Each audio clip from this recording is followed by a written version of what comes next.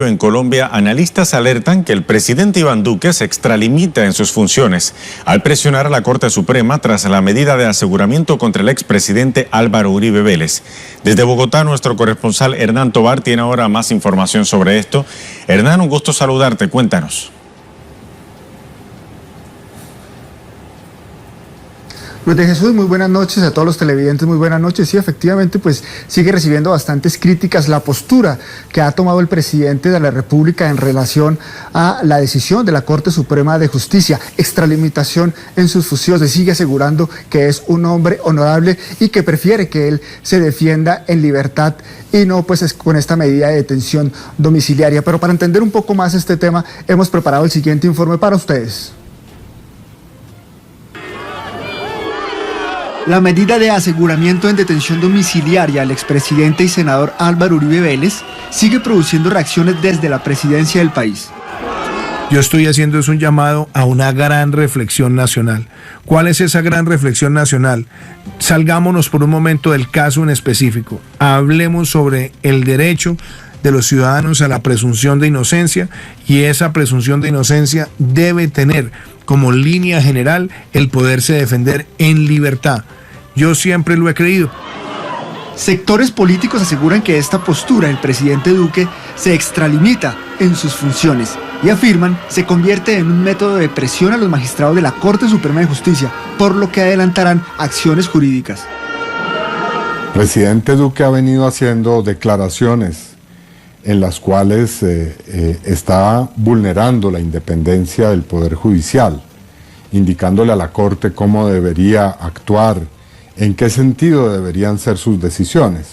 Y esa interferencia, que es una interferencia que viola el equilibrio de poderes públicos y la independencia del Poder Judicial, pues creemos nosotros debe ser objeto de una acción de carácter internacional para que se sepa que en Colombia está ocurriendo una vulneración de un principio fundamental del Estado de Derecho. Analistas señalan que la postura del Ejecutivo y del Partido Centro Democrático busca imponer una matriz mediática y política en la que Uribe se ha visto como una supuesta víctima. Convertir la decisión de la Corte en un linchamiento mediático por el contenido de sus decisiones, que es bastante pormenorizado y detenido, y en el cual no hay viso alguno de falta de imparcialidad, constituye una agresión inadmisible en un Estado de Derecho. Ellos lo que pretenden es crear una matriz de interpretación, una matriz de opinión, en donde Uribe sea una víctima de persecución política y enlodar así el prestigio de la rama jurisdiccional. Realmente ellos son conscientes que pocos resultados pueden obtener en términos judiciales, y le están apostando todo a los resultados en términos políticos. En este contexto, la defensa del senador Uribe ha solicitado levantar la reserva del expediente. Analistas aseguran que esto no es posible, ya que la reserva del sumario lo que quiere es que no se contamine la acción de los jueces con presiones indebidas o con acciones por fuera de la Constitución. Aseguran que esto constituye un mecanismo para linchar a la Corte Suprema de Justicia.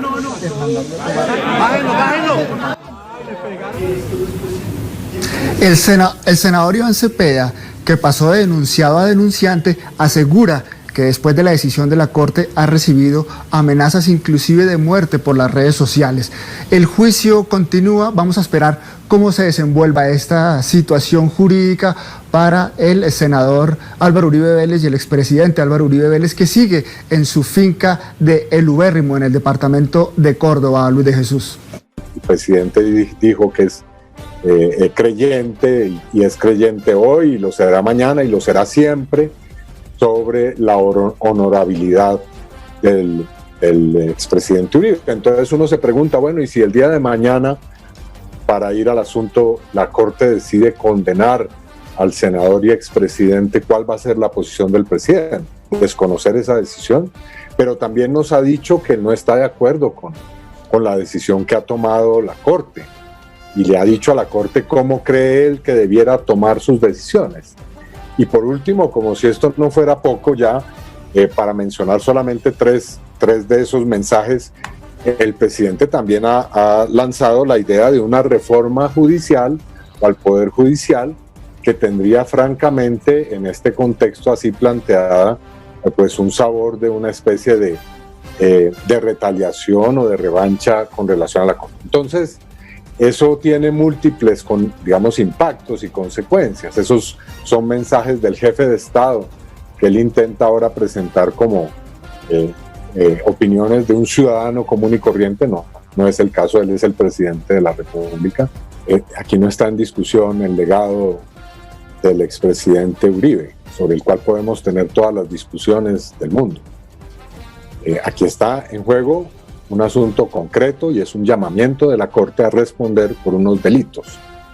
Obviamente el expresidente tiene la presunción de inocencia, pero no tiene un cheque en blanco como lo quiere extender el señor presidente de la República hacia futuro. Si la Corte llega a determinar que el señor expresidente es responsable y debe ser sancionado por esos delitos, llega a la conclusión de que los cometió, pues el señor presidente Duque podrá pensar lo que quiera, pero esa será una decisión judicial que él debe respetar. Ahora, brilla por su ausencia esa expresión. En ninguna parte dice el señor presidente de la República que respeta al Poder Judicial. Él dice que entiende a las instituciones. No, el problema no es que las entienda, el problema es que las respete. Y eso es lo que no vemos. Y después esa comparación pérfida, perversa, de homologar lo que está ocurriendo con las personas que se han acogido al proceso de paz con lo que ocurre en el proceso del senador Uribe. Bueno, primer asunto, el señor presidente ha dicho que va a respetar el acuerdo de paz. Entonces, ¿lo respeta o no lo respeta? Porque aquí vemos que parece ser que él cree que estas personas que se acogieron al proceso de paz y a la justicia transicional, pues no debieran estar donde están. Entonces, ¿cuál es su coherencia frente a respetar ese acuerdo? Que entre otras cosas no es cierto, como él lo dice, que tienen garantizada su libertad. Y estas personas no cumplen con los acuerdos y si no le entregan a la Jurisdicción Especial para la Paz, y eso lo sabe bien el señor presidente, que no se haga el que no sabe de este asunto, pues obviamente pueden terminar perdiendo esos beneficios que tienen hoy. En estos últimos días, desde la decisión, he recibido múltiples mensajes amenazantes por redes sociales, en los que no solamente se denigra de todas las formas posibles de mi nombre y de lo que soy, sino también algunos de ellos en los que se hacen explícitas amenazas de muerte. Así que debo decirlo, y este no es algo nuevo. Durante estos 8 años que ha durado este proceso, mi situación de seguridad se ha recrudecido y se ha puesto en riesgo mi situación y la situación de mi familia de una manera mucho más intensa de lo que ya era de por sí antes. Así que sí, la respuesta sí he sentido una enorme presión y amenazas explícitas. Yo creo que la decisión que ha tomado la Corte es la decisión correcta. Este es un caso precisamente de eso, de obstruir la justicia. Es decir, si hay algo que es propio de este caso, es que se ha intentado por todas las formas, por todas las vías, engañar a los jueces, presentar falsos testimonios, sobornar a falsos testigos. De eso se trata precisamente. Y debo decirlo, el señor expresidente Uribe es un hombre muy poderoso que tiene a su disposición muchos recursos, muchas personas que trabajan para él. Y una de esas personas con las que él ha estado en contacto, el señor Diego Cadena, pues hoy también afronta una situación que tiene también unos resultados judiciales. Entonces, por supuesto que era la decisión que había que tomar, porque aquí lo que está precisamente en juego es si la justicia podrá actuar de manera independiente, sin presiones, sin que se le estén trayendo falsas pruebas, sin que haya supuestos testigos que han sido objeto de dádivas supuestamente. Bueno, en fin, de eso es precisamente de lo que estamos hablando. ¡Atención! El país estadounidense ha autorizado acciones militares contra Nicolás a Colombia y a Brasil. El 1 de abril de este año lanzamos la poderosa operación militar antinarcótica para combatir el flujo ilegal de drogas a lo largo del hemisferio occidental. Hoy Venezuela es víctima de una agresión permanente en lo económico, en lo político, en lo diplomático, en lo mediático, por parte de quienes gobiernan los Estados Unidos de Norteamérica. Y nos tenemos que centrar ahora en las drogas, y las drogas entran de distintas maneras y tenemos a los mejores aquí, así que va a tener un gran impacto sobre las drogas. ¡Atención!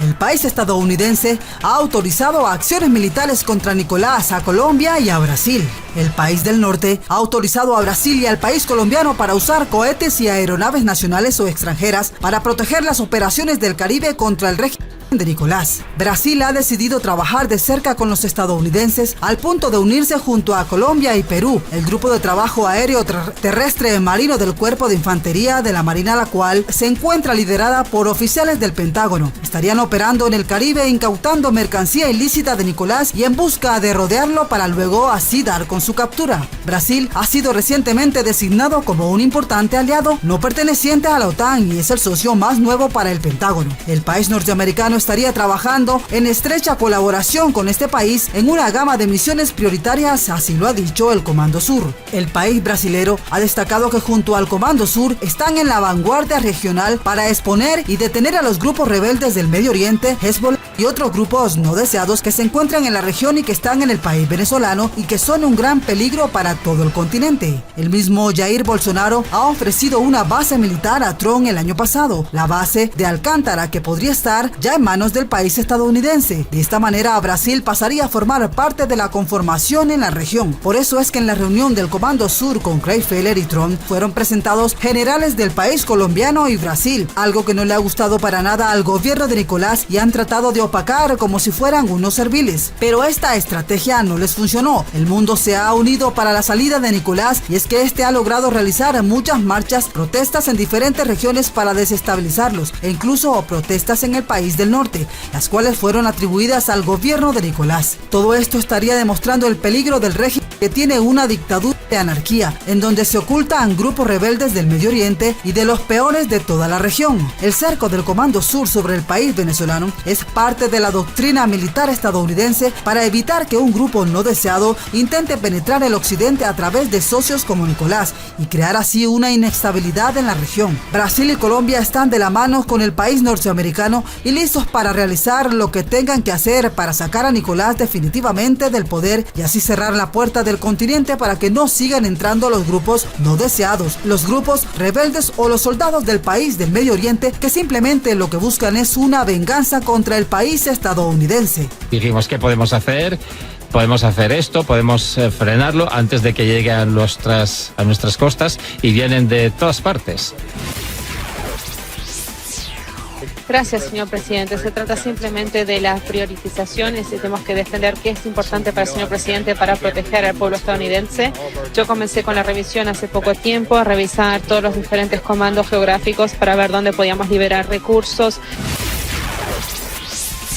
Extra, esta es una información importante del momento. La DEA ha detectado una nueva modalidad de Nicolás. Desde el país venezolano se la han ingeniado para realizar una nueva forma de poder exportar mercancía ilícita, utilizando así barcos pesqueros que hacen transbordo y distribuyen las embarcaciones más pequeñas en alta mar. Hemos detectado una modalidad nueva que es el acopio en el mar. Hemos tomado las medidas y ahora estamos incautando el triple de mercancía ilícita. Así lo habría dicho el Comando Sur. La DEA ha logrado vincular las operaciones de Nicolás con altos jefes en el país mexicano. De acuerdo con investigaciones realizadas por la DEA, varias organizaciones moverían muchas toneladas de mercancía ilícita anualmente en el país estadounidense. La operación era utilizar botes pequeños con hasta 5 toneladas y luego realizar las entregas, los cuales irían distribuyendo esa carga en botes más pequeños en la mitad del Mar Caribe para que así continúen con su destino. Pero el Comando Sur está capturando este tipo de naves y es por ello que han enviado a varios buques de combate del Pacífico al Atlántico. Pero no es solo eso, también están pendientes de las avionetas que parten del país venezolano para otro país y ya han capturado a varias en Guatemala. Pero ahora en Puerto Rico se detuvo otra avioneta de Nicolás con mercancía ilícita. Han logrado un cerco contra el régimen,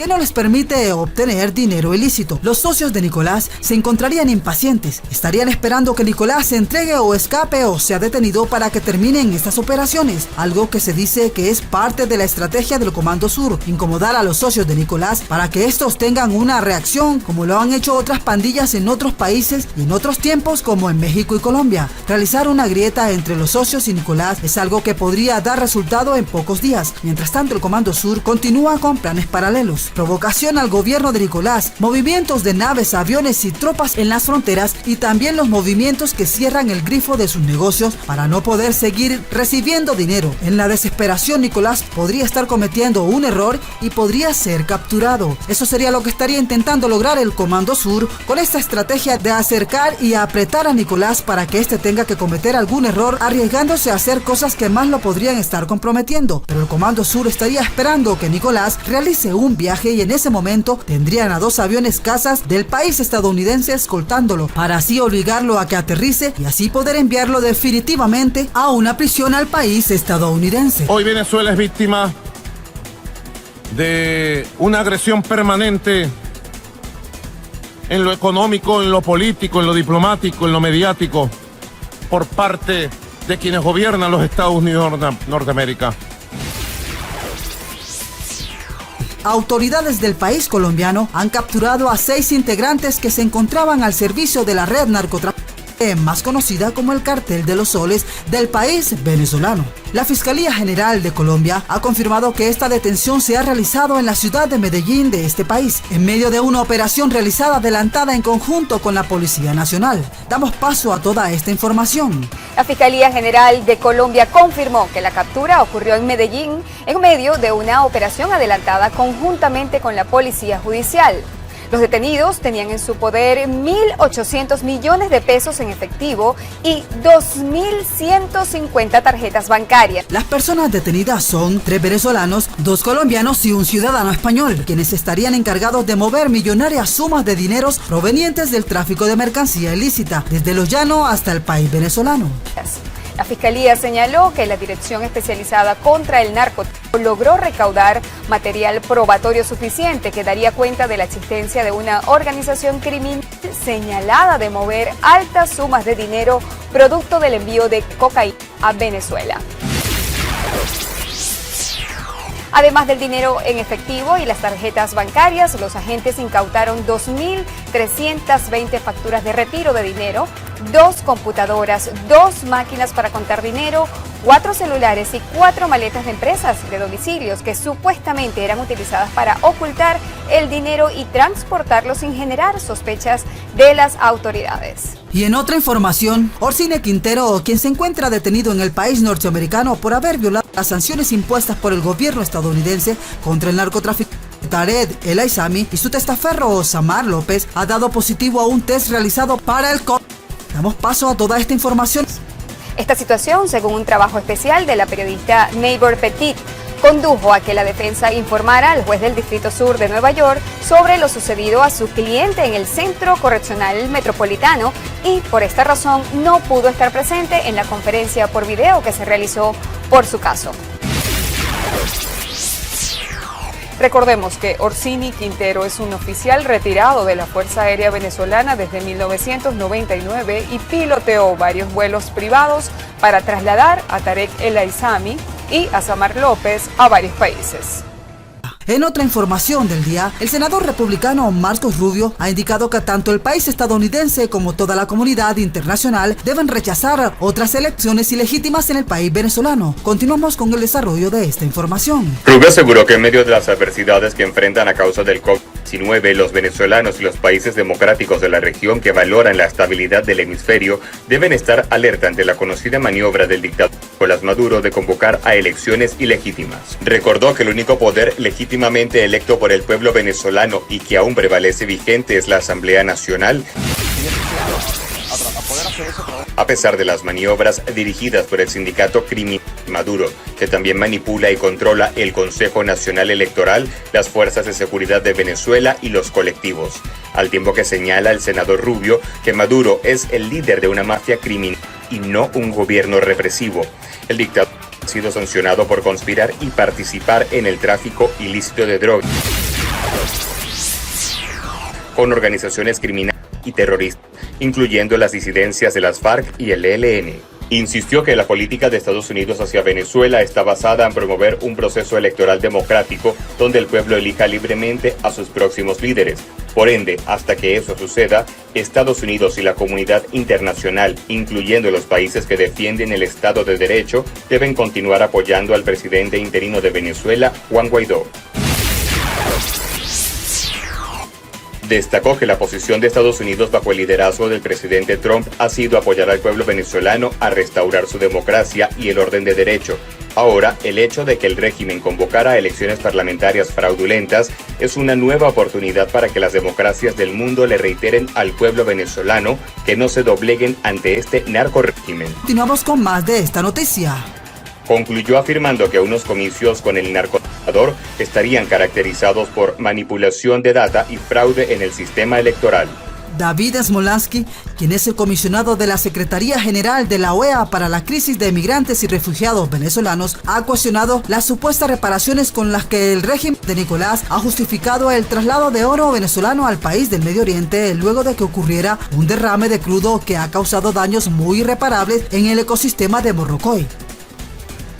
Y a los iraníes no los habían llamado para hacer unos trabajos de reparación en la refinería del Palito, pagado con el oro de todos los venezolanos, se preguntó Smolansky tras registrarse uno de los peores derrames de los últimos años. El comisionado para la OEA condenó estos negocios que sigue haciendo la dictadura a espalda de los venezolanos y lamentó este nuevo daño a la naturaleza ocasionado por la negligencia del régimen. Seguimos con más información. El diputado de la Asamblea Nacional del país venezolano, Carlos Paparoni, ha señalado en su cuenta de red social Twitter que el régimen de Nicolás financia a la Guardia Revolucionaria del país del Medio Oriente. Damos paso a toda esta información.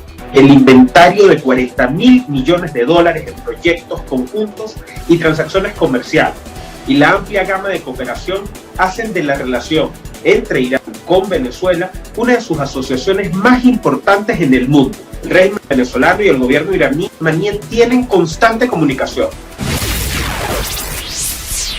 Maduro financia y apoya a estos terroristas en el marco de sus relaciones bilaterales, todo con el objetivo de ayudar a su programa nuclear ilegal. Irán es el mayor promotor estatal del terrorismo. Hay específicamente 51 personas iraníes que pertenecen a las fuerzas revolucionarias iraníes que tuvieron pasaporte venezolano. Bien, mis amigos, y hasta aquí con todas las noticias del momento. Gracias por estar ahí siempre conectados con nosotros. Te invito para que te suscribas al canal, compartas el video en tus redes sociales y nos dejes tus comentarios en la casilla de mensajes del canal. Actives la campanita de notificación y además nos agregues al WhatsApp +57 313 287 4040, donde te haremos llegar toda la información del día. Gracias y chao, chao. Parte de los intereses de Irán están fundamentados en su guardia revolucionaria, que vale resaltar, ha sido catalogada como una agrupación de protección y de prácticas terroristas. Atención, último minuto. Comando Sur de los Estados Unidos entregó flota de 144 vehículos multipropósito de la Marina de los Estados Unidos para Colombia en su plan de lucha de cooperación militar y lucha contra los carteles del tráfico. Norteamérica entrega un buque de conflicto a gran escala a la República Dominicana, realizando ejercicios militares en conjunto con las fuerzas navales de los Estados Unidos para la lucha contra los grupos aliados al régimen en aguas de las costas del Caribe. Le quitaron al cartel de los soles en Colombia 1.800 millones de pesos por parte de la Policía Judicial en su lucha contra el narcotráfico en el país cafetero. Al parecer, tendría conexión con el cartel de los soles en Venezuela. Atención, Alex Saab le llora al gobierno de Cabo Verde y le solicita a través de una carta que lo deje volver a Venezuela por su inmunidad diplomática. Estados Unidos incauta cerca de media tonelada de sustancias ilícitas en Puerto Rico, proveniente de carteles del Caribe. Juan Guaidó anuncia la llegada de nuevos insumos médicos para el personal de la salud en Venezuela como parte de la ayuda otorgada por la Organización Panamericana de la Salud. Solo en dictadura se le pone apellido a una elección, debería ser simplemente una elección. Hoy en Venezuela la lucha democrática por lograr precisamente que decidamos, que elijamos el rumbo que le queremos dar a Venezuela según nuestra constitución, según nuestro marco democrático, hoy vulnerado. Todo este tremendo esfuerzo logístico, humano, de recursos, todos estos recursos, cada medicina que se pone en la mano del paciente que llega, eso es recurso, en medio de un bloqueo criminal de esta derecha golpista, mercenaria, del gobierno de Estados Unidos. Todo eso es recurso, todo es recurso. Una cama de ese nivel como el que acabamos de inaugurar en Puerto Cabello es dinero. Las camas que pusimos, 1.200 camas hace una semana en el Poliedro, eso es recurso, eso es dinero. Vuelve la crisis de la gasolina en Venezuela. Hay escasez y mal estado de las refinerías, más las sanciones agudizan la situación de la población según la cadena Bloomberg.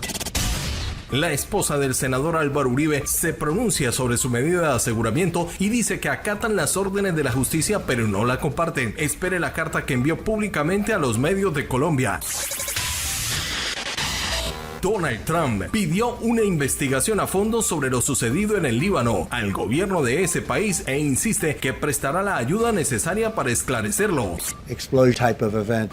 This was a seems to be, according to them, they would know better than I would, but they seem to think it was a attack. Nos encontramos en una severa crisis enfrentando esta catástrofe, con las consecuencias que ha tenido en nuestra economía, en nuestra sociedad y en nuestra población. Intentamos trabajar con más fuerza aún para enfrentar esta situación. Hoy le pedimos a los libaneses, y creemos en ello, para juntos concentrar todos nuestros esfuerzos para juntos enfrentar las fuerzas que nos han llevado a una situación de corrupción y destrucción. Iván Cepeda prepara acciones legales en contra de las intervenciones de Iván Duque a favor de la libertad del expresidente Uribe. Él y su familia han sido víctimas de todo tipo de ataques y difamaciones, de todo tipo de epítetos y de todo tipo de acusaciones. Con gallardía ha acudido siempre a todos los llamados que le ha hecho la justicia con la frente en alto. Duele como colombiano que muchos de los que han lacerado al país con barbarie se defiendan en libertad. Bueno, por hechos que venimos corroborando y a los que venimos asistiendo desde hace ya varios días, concretamente a partir del momento en el cual la Sala Especial de Instrucción de la Corte Suprema de Justicia dio a conocer su decisión sobre la medida de aseguramiento que le impuso una reclusión domiciliaria al señor expresidente Uribe. Desde ese momento no hemos dejado de escuchar en todos los medios, en alocuciones oficiales, pero también en entrevistas al presidente, lanzando varios mensajes que nos parecen muy preocupantes. De provincia y tiene un sello personal, sí. Álvaro Uribe, que está en la línea telefónica. Senador, buenos días. Muy buenos días, queridos amigos de la Cantalecos. Ahí bien entretenidos con la mañana a las 6 de la tarde, senador Amanda Rosalía. Sí. ¿En qué parte del país está, senador? Hombre, llegué anoche a mitad aquí en Río Negro. Antier estuve en el Guainía. Hice voy a hacer un recorrido por la patria. Y hoy, pendiente de ustedes, los Cantalecos. Oiga, doctor Uribe, para tener tanta energía, uno que se unta, como usted. Pues uno que se unta. No, yo siempre ya hago yo mañana, ya hago de la visión. ¿Qué más hago? Y, hombre, me rezo a Dios. ¿Por qué? Porque siempre vivo sobretirado. Yo le pido luces y le pido energía. Logra mantener el odio, entonces mirar hacia Venezuela, Maduro, todas esas palabrejas que llaman de castrochavismo, pero disidencias de las FARC, que ya no son de las FARC, que ya son prácticamente parte de los carteles mexicanos de la droga. Bueno, esa manera de construir una fanaticada alrededor de un odio y hacer de alguien o de algo el objetivo común de los odios porque se considera como el generador de todos los males. Es algo que ya había hecho el fascismo en Europa. Por eso yo sí considero, en esto me pueden criticar porque creen que me voy un poco hacia el extremo. Yo sí que considero que el uribismo es una forma de fascismo. Váyase hasta el final del video y lo ponemos en contexto de lo que está sucediendo en Venezuela y en toda Latinoamérica. Muchas gracias por el apoyo, recuerde su like que es importante. Arrancamos la información.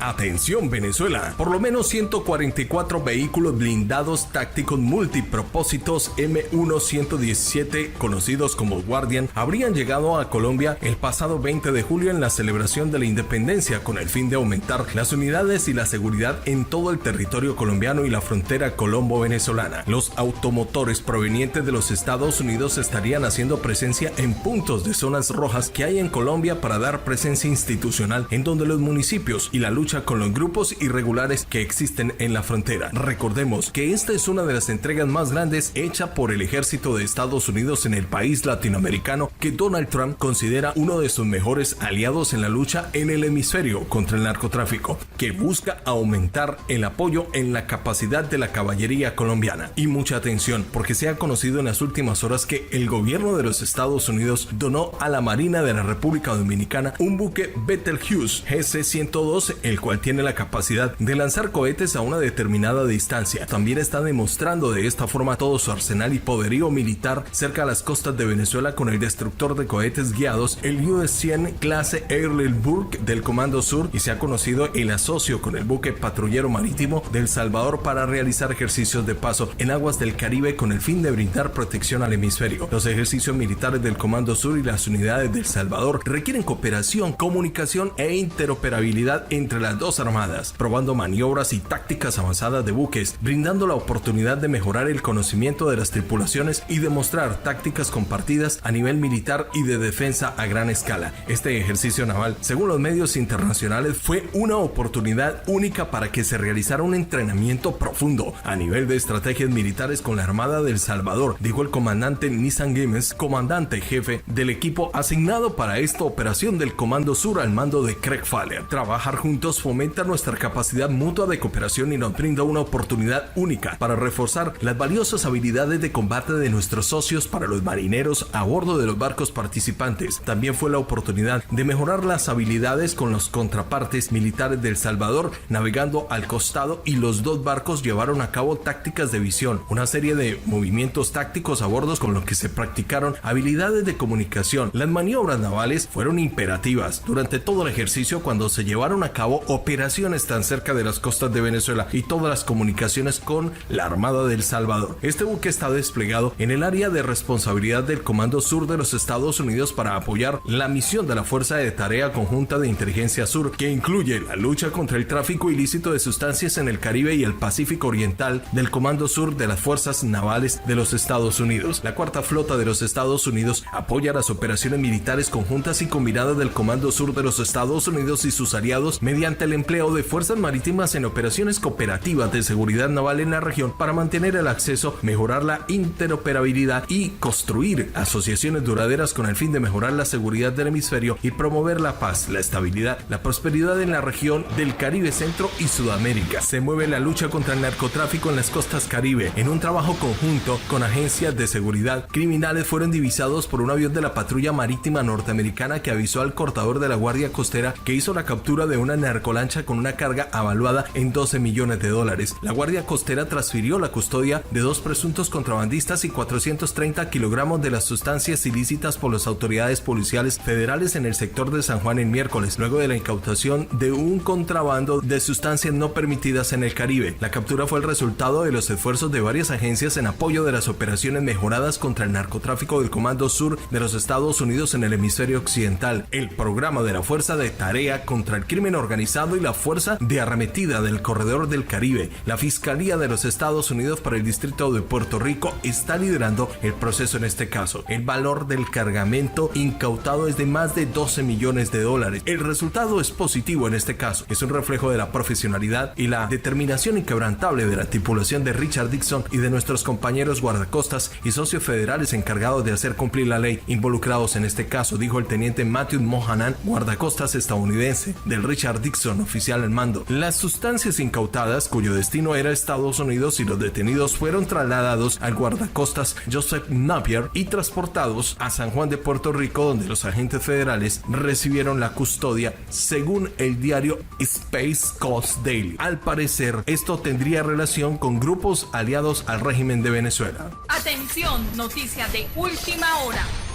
El empresario colombo-venezolano Alex Saab, detenido en Cabo Verde a petición de los Estados Unidos como presunto testaferro de Nicolás Maduro, ha escrito una carta al primer ministro del archipiélago africano, Ulises Correa, en la que le pide que respete su supuesta inmunidad diplomática y le permita volver a Venezuela, asegurando en que es un afectado de un proceso motivado políticamente. Me veo obligado a escribirle, dada la gran injusticia que se ha cometido, dice en alusión a la decisión de la justicia caboverdiana de autorizar la solicitud de extradición formulada por los Estados Unidos. Según Alex Saab, se le ha negado el derecho de una audiencia al informe del fiscal, algo sin precedentes en la historia legal de Cabo Verde. Simplemente pido justicia y que Cabo Verde, como miembro de las Naciones Unidas, respete mi inmunidad y me permita volver a mi país, reclama Alex Saab, que insiste en el argumento de que como enviado especial del régimen venezolano tiene inmunidad diplomática y debe ser liberado inmediatamente. Alex Saab fue detenido el pasado 12 de junio en Cabo Verde, donde hizo una parada técnica de su viaje a Irán, en donde se dirigía en una misión especial humanitaria bajo el título enviado especial con inmunidad completa según el derecho internacional para negociar entrega de gasolina y otros productos como recambios para impulsar la industria petrolera en Venezuela. Alex Saab denuncia que fue trasladado directamente del aeropuerto a una celda donde permaneció encerrado 2 días sin comida o luz. Durante este periodo su funcionario insistió firmemente en que debería firmar una orden de extradición voluntaria, a lo cual me negué, relató Alex Saab. Por todo ello, considera que lleva 57 días detenido de forma ilegal, en los que hasta los traficantes de sustancias ilícitas han recibido un mejor trato. Si bien aceptó que se le ha proporcionado atención médica, recordó que ha sufrido de enfermedades muy duras y se quejó de haber perdido casi 20 kilos de peso. El empresario colombo-venezolano reitera asimismo que las autoridades norteamericanas le han causado, sin importar la más mínima prueba contundente o evidencias de presuntos crímenes, cuya única conexión con Estados Unidos es la existencia de pagos realizados a través de cuentas bancarias estadounidenses, pagos que ni realicé personalmente ni de los que estaba a cargo eran obligaciones contractuales o facturas de tarjetas de crédito para los que no se ofrecieron métodos alternativos de pago. A este respecto, recuerda asimismo que esas acusaciones ya fueron investigadas por la República de Ecuador y la propia Venezuela y no se encontraron pruebas de infracciones. En consecuencia, cree que se ha convertido en el objetivo principal de Estados Unidos como parte de la presunta estrategia de la Casa Blanca para cambiar el régimen en Venezuela. Esta mentalidad distorsionadora incluiría apartarme como en una película de Hollywood para presentarme ante su versión de la justicia. Además, hace una pequeña presentación de sí mismo en la que se describe como una persona normal con un pasado corriente que gracias al trabajo duro ha sido capaz de construir un negocio exitoso en el sector privado sin recibir beneficios gubernamentales. Dice que nació en Colombia de inmigrantes libaneses que tenían un negocio textil próspero hasta producir más de 12 millones de pesos de prendas de ropa y exportar a 20 países a los 21 años. Poseía una de las empresas textiles más grandes de Colombia, destaca. En el 2004 se trasladó a Venezuela, donde habría continuado sus negocios textiles y otros inmobiliarios. A lo largo de los años ha ganado confianza de Venezuela porque he sido profesional y he lidiado con condiciones de pago difíciles provocadas por los bloqueos a los que se ha enfrentado Venezuela, recalca. Señala que como pago a su contribución al país, al gobierno de Maduro le recompensó con la nacionalidad y con el cargo de enviado especial, a la inmunidad diplomática y a los privilegios que acarrea dicha posición para negociar con gobiernos extranjeros y empresas privadas la creación de nuevos canales para obtener y entregar a los necesitados alimentos y medicinas básicas y recambios necesarios para la industria del petróleo en Venezuela. El supuesto testaferro de Maduro se ha mostrado seguro de que Correa no estaba al tanto de este trato cruel e inhumano que habría recibido, si bien dice que le cuesta aceptar que no hiciera nada para rectificar la situación una vez que Venezuela declaró oficialmente su inmunidad diplomática. Alex Saab augura que su falta de acción tendrá consecuencias legales políticas a acusando a Correia de mancillar la independencia de Cabo Verde, sometiéndose directamente a los Estados Unidos. No creo que la gente de Cabo Verde esté de acuerdo con esto, ya que siempre se han visto discriminados y menospreciados por los Estados Unidos. Le asegura al primer ministro de Venezuela siempre contará con el mayor respeto y le presentará más oportunidades que Estados Unidos. Como enviado especial de mi país, puedo ayudar a Cabo Verde más de lo que Estados Unidos lo hará en 100 años, asevera. Alex Saab no duda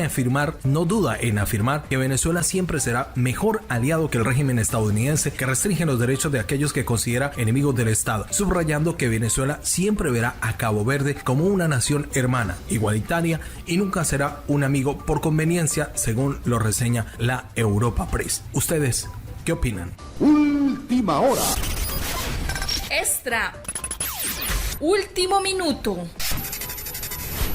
Sigue siendo popular la información en torno a la incautación en Medellín de 1.800 millones de pesos por parte de la Fiscalía colombiana a 6 personas que harían parte del Cartel de los Soles y que tendrían conexión con la red de narcotraficantes de Venezuela aliados al régimen de Nicolás Maduro. La operación fue realizada este fin de semana en el sector conocido como El Poblado y fue perpetrada por la Policía Judicial. Durante el operativo fueron incautados 1.800 millones de pesos colombianos en efectivo, cerca de $500,000, 2 computadoras, 2 máquinas para cortar dinero, 4 teléfonos móviles, 4 maletas de empresas de domicilios. Las autoridades indicaron que la dirección de la Fiscalía Especializada en la Lucha contra el Narcotráfico obtuvo suficientes evidencias que darían cuenta de la existencia de una organización criminal señalada de mover altas sumas de dinero producto del envío de clorhidrato a Venezuela. Los miembros capturados del Cartel de los Soles, comandado por militares del ejército venezolano y altos funcionarios del régimen chavista, son 3 venezolanos, 2 colombianos y un español. Estos, de acuerdo al ente investigador, estarían encargados de mover millonarias sumas del dinero provenientes del tráfico de cocaína desde los llanos hacia Venezuela. La información recopilada daría cuenta de que las sustancias salían de los llanos orientales y era entregada a una red denominada en aguas internacionales como el Cartel de los Soles, que sería la encargada de ponerlo en países de Centroamérica y Estados Unidos. De acuerdo con las investigaciones, los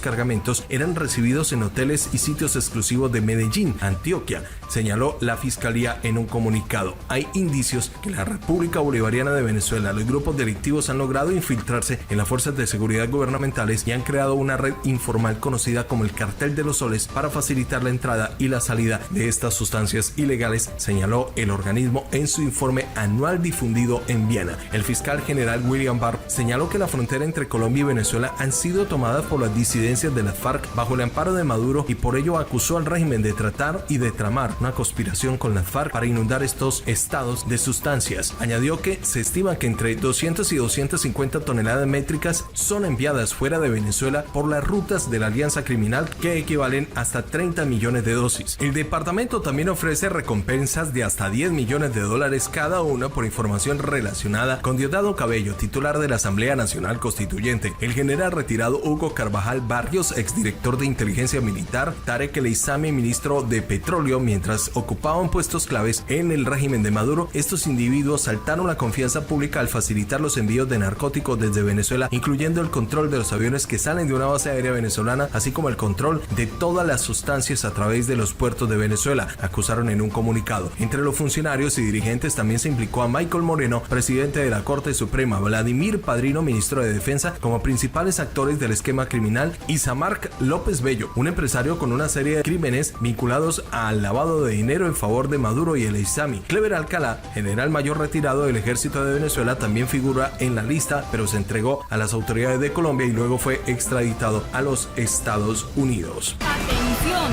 último minuto.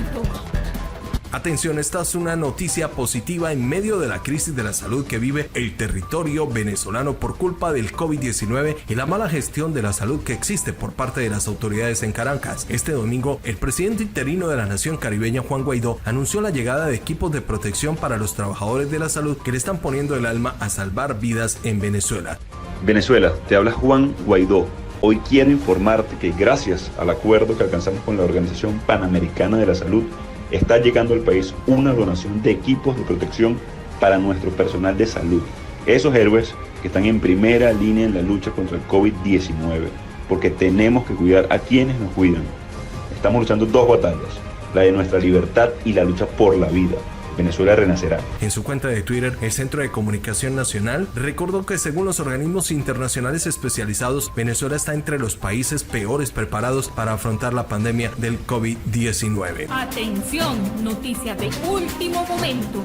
Nos vamos para otra realidad que está sucediendo en Venezuela. Allí se están volviendo a cerrar las gasolineras en todo el país a medida que se agudiza la escasez crónica del combustible debido a las refinerías que se encuentran en mal estado y a las sanciones que limitan las importaciones del país. La compañía petrolera estatal de petróleo de Venezuela está racionando combustible en todo el país, según una persona que está familiarizada con el asunto, que pidió no ser identificada porque la información no es pública. La medida es en parte el resultado de que dos de las mayores refinerías del país sufrieron graves averías en las últimas semanas en medio de las severas sanciones del gobierno de Estados Unidos que prohibirían la venta de gasolina en el país. La escasez se ha profundizado desde que Oriente Medio envió buques cisternas cargados de combustible en mayo y junio a Venezuela, lo que provocó que las autoridades estadounidenses emitieran advertencias a Teherán. Desde entonces no se han recibido más envíos. Por su parte, Rouhani envió técnicos para ayudar a mejorar la fiabilidad de las refinerías del país, lo que ha tenido poco éxito. Un portavoz de PDVSA se negó a hacer comentarios. Venezuela ha vuelto donde estaba en marzo, cuando los residentes de Caracas, que suelen ser los últimos en sufrir la escasez del combustible, hacían cola durante días o pagaban hasta $4 por litro de gasolina para llenar sus cohetes en el mercado negro. Unas 950 de 1.570 gasolineras han sido cerradas o están operando en un horario muy limitado, según una persona que tiene conocimiento de la situación en toda Venezuela y que también pidió no ser identificada porque la información no es pública, según el diario Bloomberg. Las filas se están formando a pesar de la cuarentena de casi 5 meses que ha limitado gravemente el transporte en todo el país. El transporte público casi ha desaparecido. Los trabajadores caminan incluso docenas de kilómetros para llegar a sus puestos de trabajo. La situación también presenta una crisis logística, con el 90% de los bienes comerciales que dependen del transporte por carretera para moverse por todo el país. Los servicios de transporte de carga han realizado el debido menor suministro de diésel en las estaciones de combustible de 5 estados, dijo Jonathan Durbele, jefe de la Cámara de Transporte de Carga de Puerto Cabello, el mayor puerto de Venezuela. Unos 3.000 camiones de carga afiliados ahora hacen cola durante 12 horas, lo que afecta a la entrega puntual de las mercancías y eleva los costos, según Ferraz y la información que consigna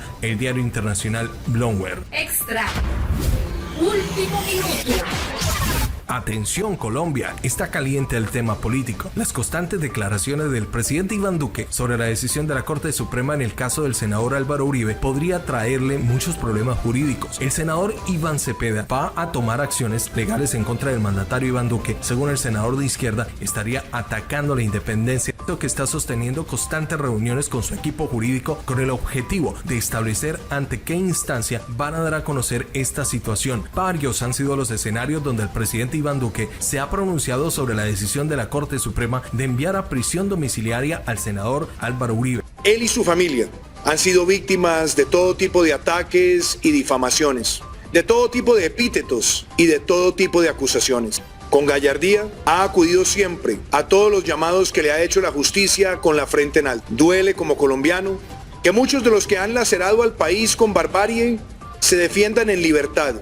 Bueno, por hechos que venimos corroborando y a los que venimos asistiendo desde hace ya varios días, concretamente a partir del momento en el cual la Sala Especial de Instrucción de la Corte Suprema de Justicia dio a conocer su decisión sobre la medida de aseguramiento que le impuso una reclusión domiciliaria al señor expresidente Uribe. Desde ese momento no hemos dejado de escuchar en todos los medios, en alocuciones oficiales, pero también en entrevistas al presidente, lanzando varios mensajes que nos parecen muy preocupantes.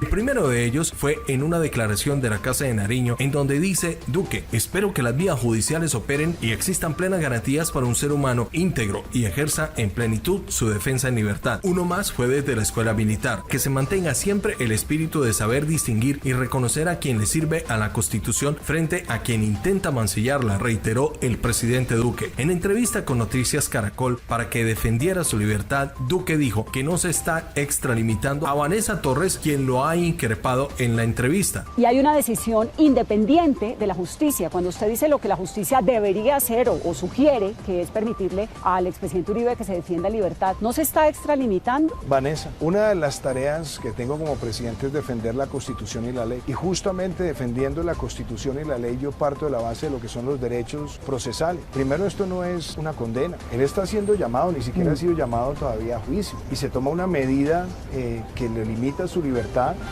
En primer lugar, dando a conocer lo que es su sentir, sus impresiones, su opinión sobre quién es el senador Uribe, en términos además que cuestionan ya cualquier decisión que se vaya a tomar sobre su futuro en términos judiciales. El presidente dijo que es creyente y es creyente hoy y lo será mañana y lo será siempre sobre la honorabilidad del expresidente Uribe. Entonces uno se pregunta, bueno, y si el día de mañana, para ir al asunto, la Corte decide condenar al senador y expresidente, ¿cuál va a ser la posición del presidente? ¿Desconocer esa decisión?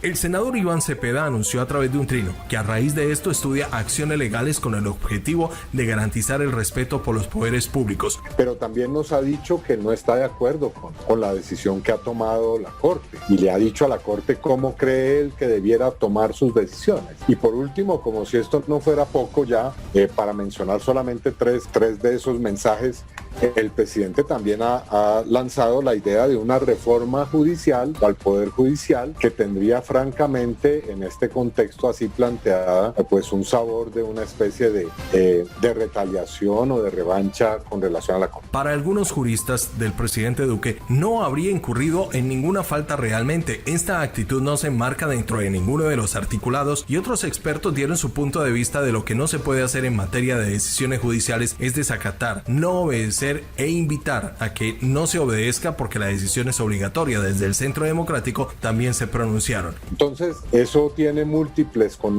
impactos y consecuencias. Esos son mensajes del jefe de Estado que él intenta ahora presentar como opiniones de un ciudadano común y corriente. No es el caso. Él es el presidente de la República y ejerce unas funciones constitucionales. Entonces vemos que hay una transgresión de sus atribuciones, hay un intento por intimidar a la Corte, por influir a la opinión pública, porque esas opiniones van dirigidas a su partido político, pero también a la opinión, para generarle a la Corte una presión, y creemos que todo eso es indebido.